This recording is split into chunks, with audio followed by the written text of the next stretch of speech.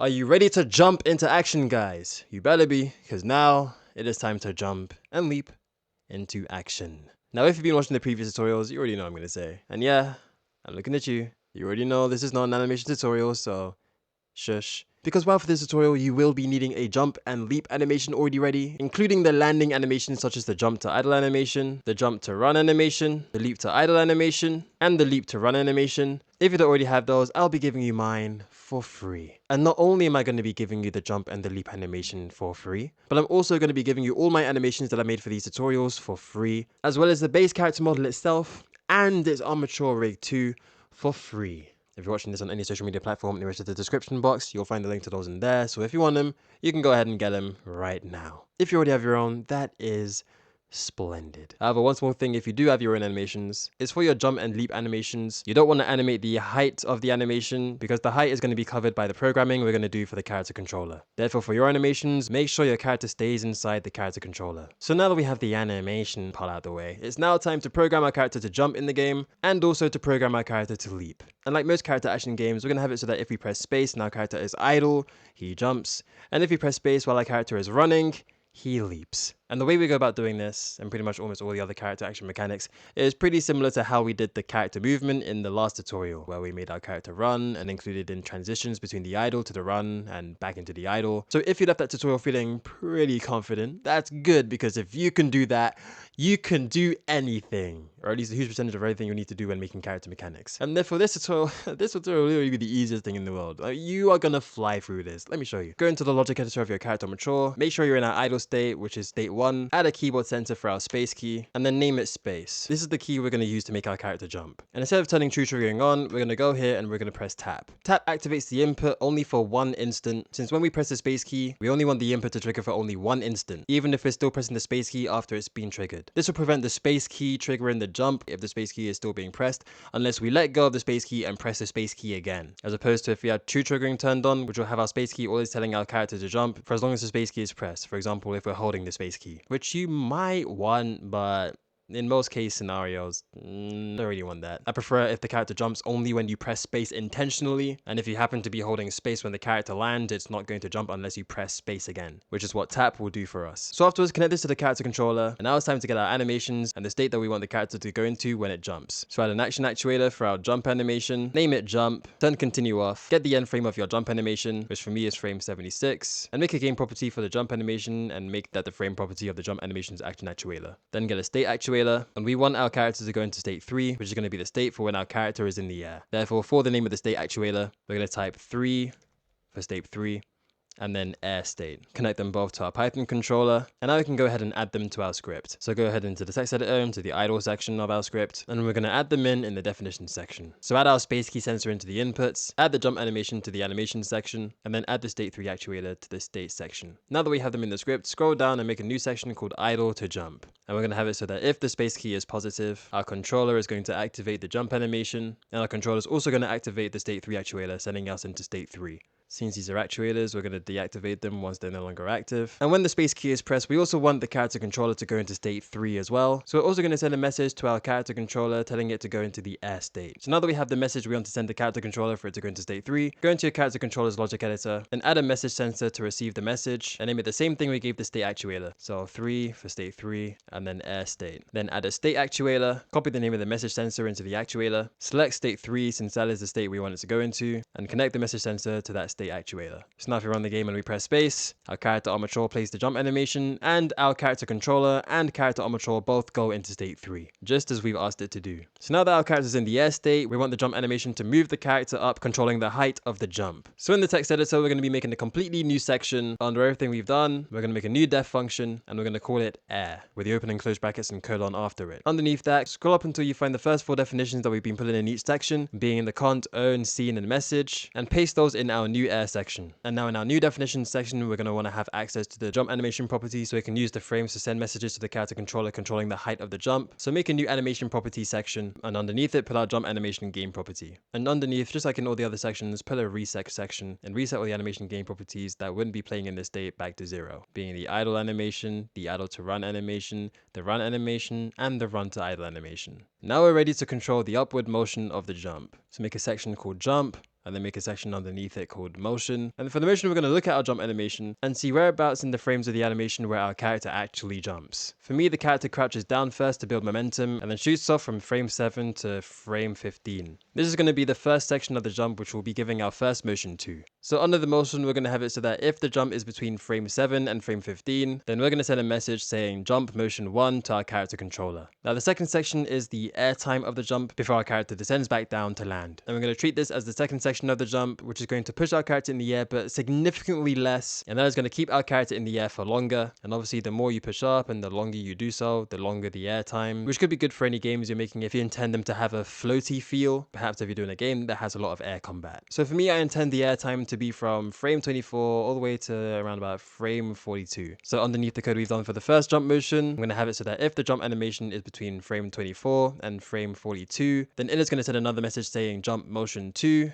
to the character controller. So now we want our character controller to receive these messages and move up. So go into the character controller's logic editor, make sure you're in state 3 since it's going to be receiving these messages in the air state. Add 2 message sensors for each of our messages and then give our messages to each one. Name the first sensor jump motion 1 and the second one jump motion 2. And we're going to want these message sensors to activate motion actuators that are going to control the height of the jump. So add 2 motion actuators, give each one the same name as the message sensor that it's being activated by, and then set the motions on the z-axis according to how high you want each section of the jump. Depending on your animation, this will look different, but these are the values that I'm pulling in for mine. And make sure if you're using linear velocity, you have the local coordinates option switched on so that the object moves up relative to its local coordinates instead of the global coordinates, which wouldn't be good if your character is standing at a diagonal. Afterwards, connect the message sensors to the motion actuators that they're going to be activating. And of course, none of this is going to work if we don't first give our character on mature a Python controller in state 3 running the new section we've made in the script for the air state. So real quick, do that first, get your always sensor from the complete state list and then hook that up to the Python controller, change the script type to module, and apply the name of this section of the script like so. And now our script is able to send the messages to the character controller, which it moves up according to the frames of the jump animation using the motion actuators. Now to do the landing part for the jump, which will consist of either the jump to idle animation if the player is not moving after the jump, or the jump to run animation if the player is pressing any of the WASD keys by the time the character lands. So to make this happen, the first thing we're going to do is have our character controller be able to detect when the bottom of it is touching the floor while it's in the air. So with our character controller selected, go into the logic editor and go into state 3, which as we know is the state where our character is in the air. And what we're going to do is we're going to add a ray sensor, just like we did in the tutorial for the camera. Name this detect floor since it's going to be detecting the floor. And to detect the floor, we're going to have it interact with any objects with the game property floor, which means we'll have to select our floor object and then give that the game property floor so that our floor object becomes the object that our ray sensor is able to detect. To make sure the ray is detecting in the right axis, since we want the ray to detect from the bottom of the character controller and the z-axis is the up axis of our character controller, our ray is going to be detecting from the negative z-axis. So set the ray sensor to the negative z-axis. The range is where we set the length of the ray. For me, 2 works best in most cases. Set the mask to the first collision group, since if we look at our floor object's physics properties and scroll down to collision group, as you can see it is in the first collision group. Turn true triggering on for it to stay active in this state, connect it to an AND controller, and we now have our ray ready. We don't need to connect it to any actuators because all we need is this ray. And now we can add it to the script. So go into the text editor and make a new section before the animation properties called objects. And to get the character controller's ray sensor, we will first need to have access to our character controller. So we need to put that in the script first. So type CC, which is short for character controller, and then scene objects character controller. And now that we have our character controller, we can go ahead and get the ray sensor in the character controller. So I'll give it a name like detect floor, since it's the sensor that detects the floor. And then we're going to go into our character controller's sensors, and then in the square brackets and quotation marks, get the name of the ray sensor, which we've named detect floor.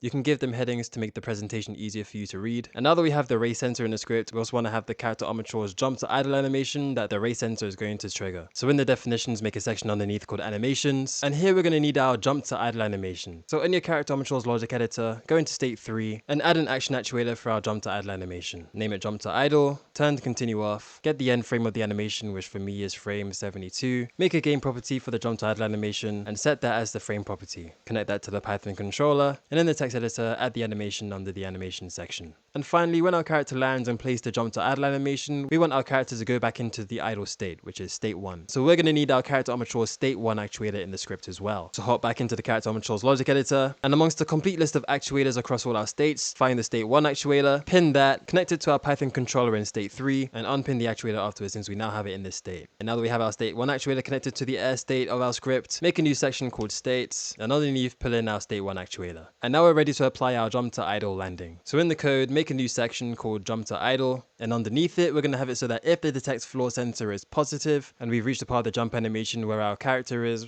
definitely in the air, then our character mature is going to play the jump to idle animation, and it's also going to activate the state 1 actuator. And of course, since we want our character controller to also go into state 1 when this happens, our script is going to send it the same message it sends it when it tells it to go into the idle state to the character controller. And now we want our character controller to receive this message, so select our character controller, go into the logic editor, and amongst the complete list of states and actuators, find our state 1 message sensor and our state 1 state actuator, pin those, and then connect them up. This will allow the character controller to receive the idle state message telling it to go back into state 1 while it is in state 3. And now if you run the game and jump, as you can see, our jump to idle animation is in the game, and both the character controller and character are mature have transitioned back into state 1. Since we've now made new animation game properties for the jump to idle, include that in the reset section in the code for all the states where the animation is not playing for the animation to be reset back to 0. Since the animation plays in the idle state, in our scripts we won't have it in the reset section in the idle state, however we will have it in the reset section for the run state, and we will also have it in the reset section in the air state. Now to do the second landing of the jump, which is the jump to run animation. Currently if you don't have it in,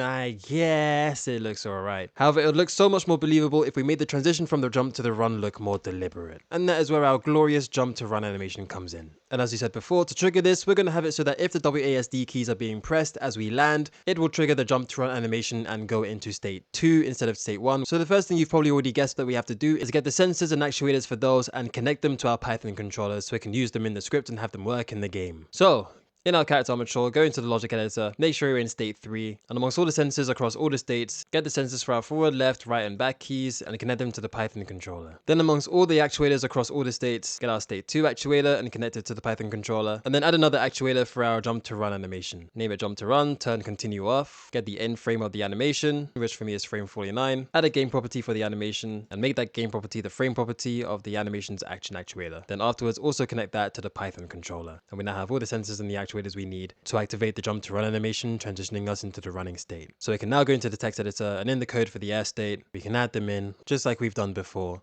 like so. Jump to run anim for the jump to run animation, and state 2 for our state 2 actuator for the run state. And since we want to have the script check if all the directional keys are pressed, we're going to have the same directional key system we made in the code for the run state, where we summarize what we wrote in the if statement for if the forward, left, right, or back keys are activated. So copy the entire line and paste it in the code for the air state. So now we have those in the script. In the code, make a new section called jump to run, and then we're going to have it so that if the directional keys are pressed and the character controller's detect floor ray sensor is positive, and we've reached a point in the jump animation where our character is definitely in the air and not touching the ground, then the character mature's controller is going to activate the jump to run animation, and it is also going to activate the state 2 actuator, sending us into the running state. And of course, when it's not doing those, it's going to deactivate them. And we also want our character controller to go into state 2 when this happens, so we're going to send it the same message that we send to tell it to go into the run state. And then in state 3 of our character controller, when it receives the run state message, it is going to go ahead and go into state 2. So connect the state 2 message sensor to the state 2 state actuator, and to ensure the script doesn't get confused and accidentally executes the jump to idle landing when we intend for the jump to run landing to happen, since the complete conditions for the jump to idle landing are present for the jump to run landing. For the jump to idle landing, we just need to specify that it only executes if the directional keys are not pressed. And there we have it. However, of course, we are missing the motion for the jump to run animation, so let's quickly add that in by going up to the code for the run state. Since our jump to run animation is playing when our character transitions into the run state, add the jump to run animation game property to our animation properties list. Then scroll down in the code for the run state and make a new section called jump to run. Make a section underneath it called motion. And just like we've done for pretty much all the character animations, we're going to be sending messages to our character controller, controlling the movement according to the frames of the animation. So for me, that's going to be from frame 1 to frame 8 when the character lands, as I want the character to kind of edge forward a little. So the movement for that is going to be the first message sent to the character controller, which I'll call jump to run motion 1. In fact, I'm going to change this to 8. Then from frame 9 to frame 17, the character starts to shoot off. So that's going to be the second section of the jump to run animation, where I'll send the message jump to run motion 2. From 18 to 34 is where he takes the first stride to transition into the run cycle. So that's going to be the third section, where I'll send the message jump to run motion 3. And the fourth section is from 35 to the end of the animation, which is frame 49, which is the part of the animation when the character transitions back into the run animation, and hence will be running at the speed of the run animation. And for that, I'm going to be sending a message saying jump to run motion 4. Now that we have the messages we want to send to the character controller, go into the character controller's logic editor, go into state 2 where the run state is, where it will be receiving the messages, and add message sensors for all 4 messages. messages, or however many messages you've made for your animation. Put each message in each sensor, and name the message sensors accordingly. Make 4 motion actuators, give them the same name as the message sensors they'll be activated by, and apply the values of the motion to match the speed you want your character to be moving in each part of the animation. These are the values I've done for mine, but of course, do what matches your animation the best. You may have to do some trial and error, and afterwards connect the sensors to the actuators that they'll be activating. And now, that should work perfectly fine. And afterwards in the text editor, just like we did for the jump to idle animation, make sure that the jump to run animation is reset back to 0 in the states that is not being played in, which will be in the air state and the idle state, and if you haven't already, reset the jump animation back to 0 as well. And also don't forget that in the run state, the jump to run animation stops playing after it's finished and it transitions into the run animation. So under the if statement for if the run animation is not 0, which is when the run animation is playing, underneath where we've reset the idle to run animation to 0, we are also going to reset the jump to run animation to 0. And those are the landings for the jump animation finished. As you can see, we can jump from the idle position, and we can also jump from the idle position and transition into the run animation if we press the WASD keys. And look how smooth that looks.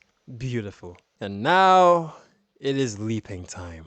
The leaping part is literally all the same steps as we did for the jumping, as well as the transitions into the leap to idle and the leap to run. But in the character armature, instead of activating it from state 1, you're going to be activating it from state 2 when the character is running. And you're also going to have more sections in the leap animation in which you're going to be sending messages to the character controller to control the movement of, including the Y-axis as well as the Z-axis for the motion actuators, since you obviously want the character to leap forward. So yes, since this is virtually the same steps as the jump, I am going to time-lapse this part. And yeah, even though this is the tutorial, I want you to actually learn with the knowledge that I've given you, instead of you mindlessly copying what I'm doing without the slightest bit of application. Because you won't really learn that way. And I assume you clicked on these videos because you actually want to learn, and I'm telling you, the leap is the exact same process as the jump, but from state 2 instead of state 1. So if you got this far into the tutorial and you managed to follow along, you can do this. Take a bet on yourself. Always believe and trust in your capabilities to lead you to be able to achieve higher than them. For doing that is what got you to the point that you're at now. And even though you can slow down and copy my time lapse, and I've left it there for the people who just don't want to do it themselves, I'm speaking more to the people who actually want to go somewhere with these skills, who want to go on to bring in ideas and concepts to life greater than what's being taught.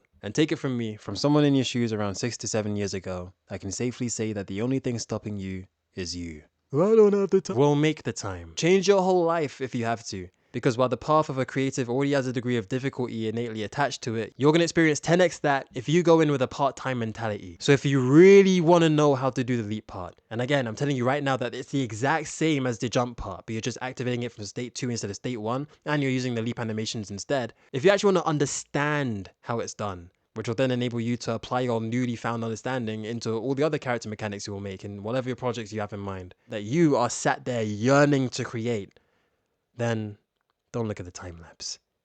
But of course, as is everything else you decide to do in life, the choice is yours. But either way, at the end of it, you'll have something that looks like this. And as you can see, it looks good, it looks smooth, it looks seamless, it looks crisp. Give this cube over here the game property floor, move a few cubes around like this, and we've now made a BTEC version of Only Up. Sell that on the App Store, get millions.